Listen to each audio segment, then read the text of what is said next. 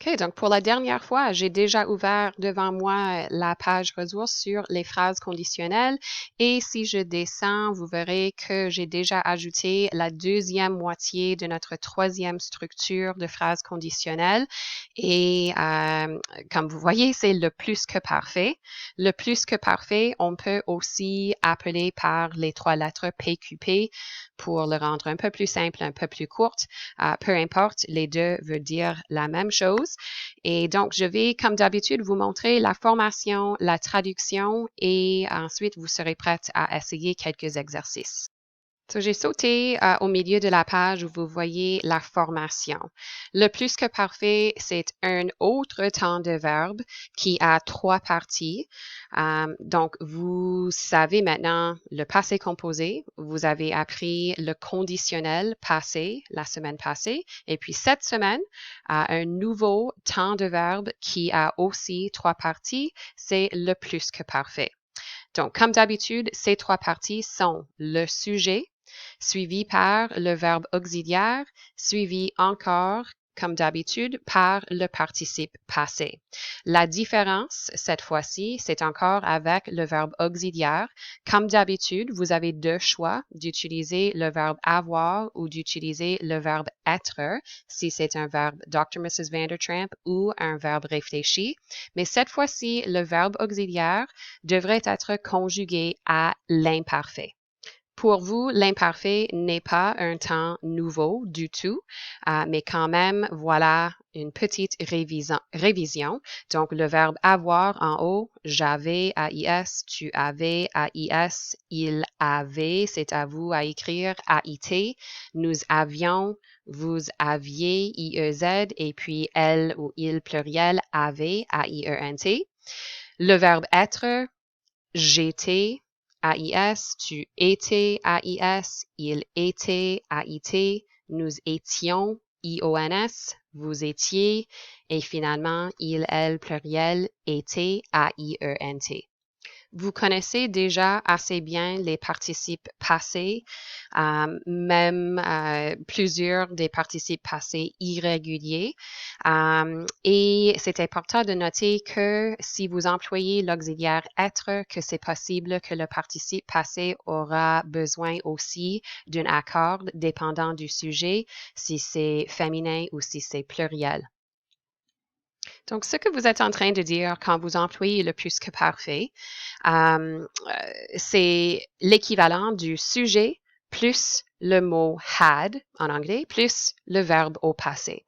Donc, regardons les deux exemples encore une fois. La première avec l'auxiliaire avoir. J'avais mangé.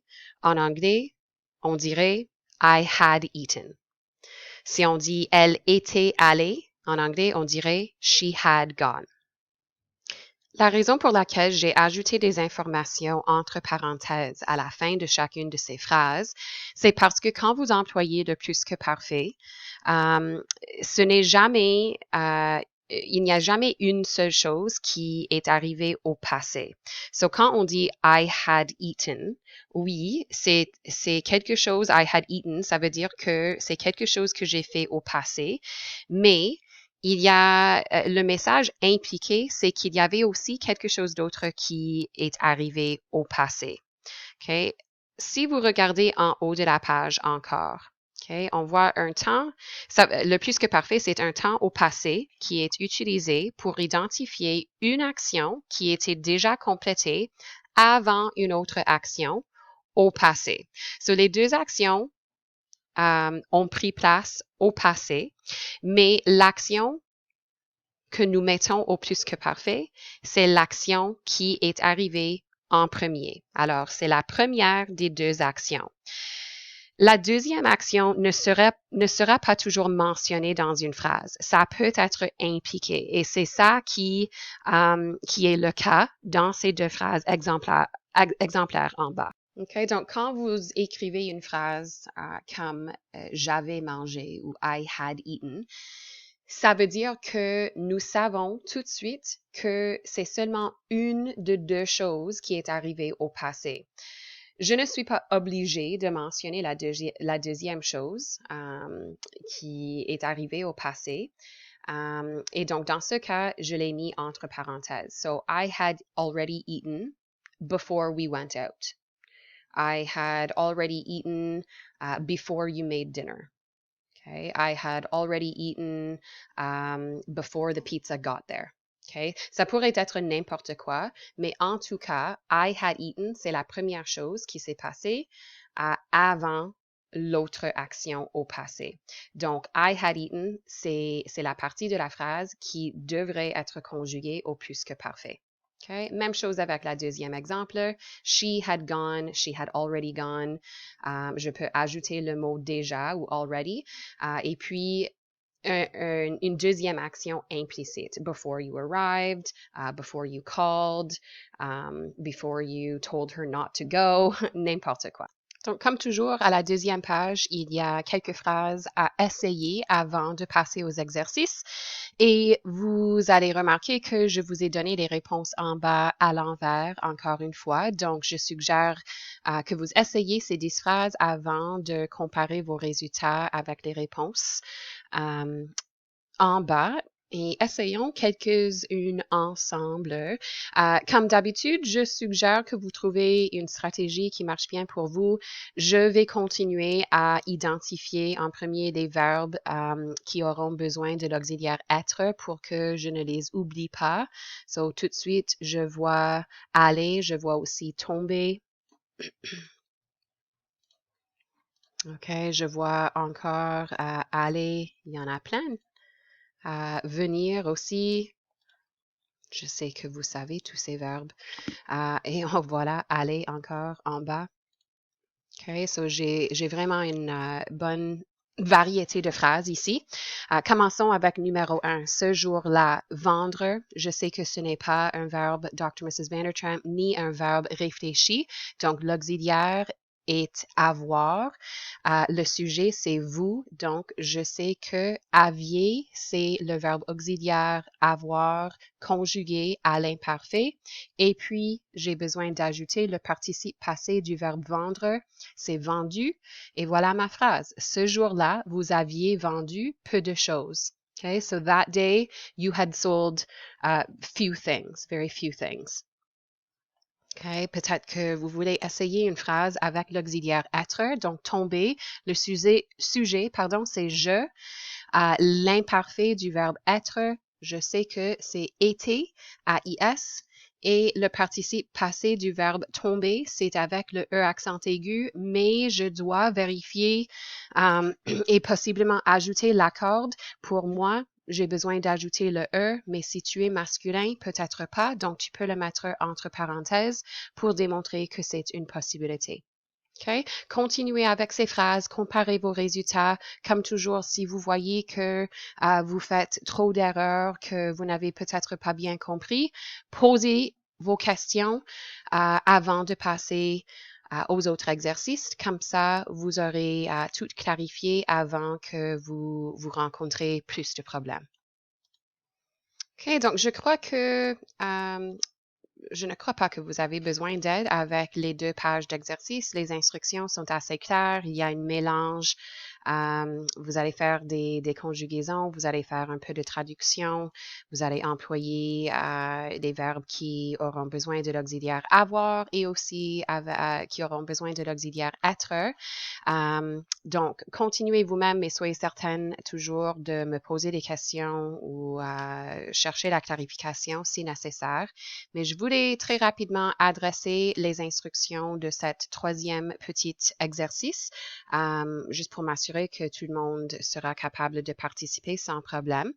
Ce que vous allez créer, c'est une chaîne de phrases conditionnelles. Alors,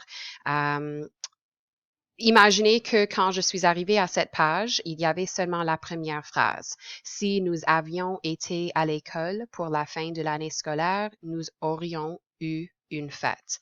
Okay, donc, on emploie la 3e structure de nos phrases conditionnelles. Donc, si plus le conditionnel passé, plus le plus que parfait. Je vois que nous avions été, voilà, c'est le plus que parfait car l'auxiliaire est c'est à l'imparfait, suivi par le participe passé. Et puis, dans la deuxième moitié de la phrase, je remarque nous aurions eu, donc voilà le conditionnel passé. OK, donc je vais suivre les étapes en haut. La première me dit de copier la deuxième moitié de la phrase à ajouter. Donc, encore une fois, vous imaginez que quand je suis arrivée, il y avait seulement cette première phrase ici. Donc, je dois copier la deuxième moitié de la phrase. OK. Ça devrait être assez clair. Cette fois-ci, c'est séparé par une virgule.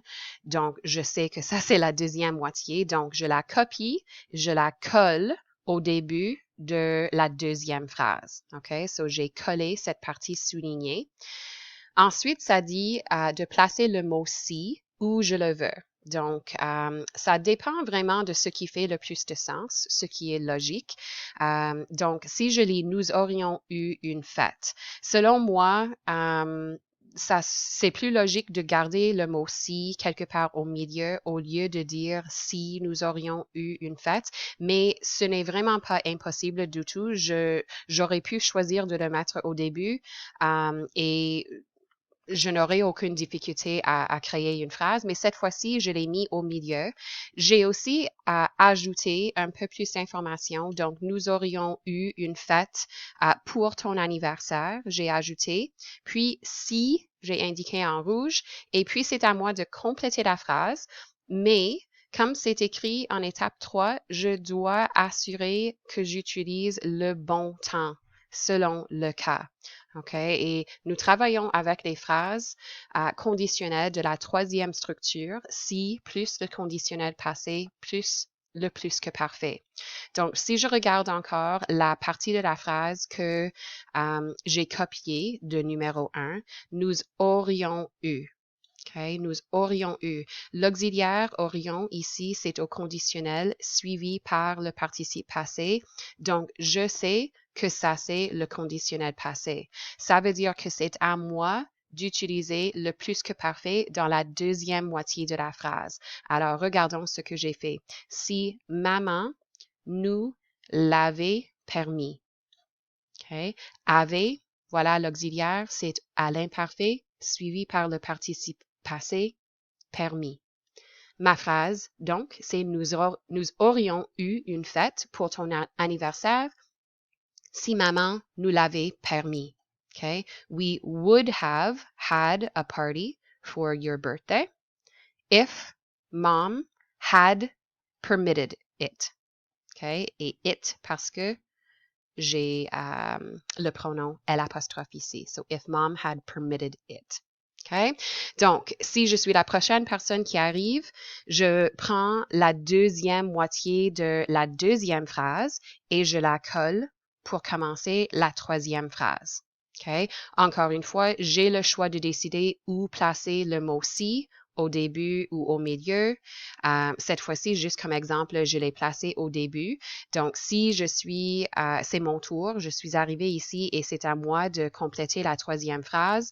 Je remarque si maman nous l'avait permis, je sais déjà que ça c'est le plus que parfait et donc ça sera à moi d'ajouter la deuxième partie de la phrase qui contient un verbe conjugué au conditionnel passé. OK?